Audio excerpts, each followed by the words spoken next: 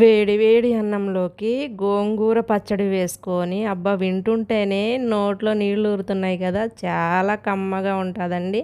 మా ఇంట్లో మా పెద్దవాళ్ళు ఎట్లా చేసేవారో నేనైతే అలాగే ఫాలో అయిపోతాననమాట. ముందుగా గోంగూరని శుభ్రంగా ఏరుకొని సాల్ట్ వాటర్‌లో ఒక 2, 3 సార్లు కడిగేసి తీసుకోవాలండి. నేను తెల్ల గోంగూర తీసుకున్నానండి.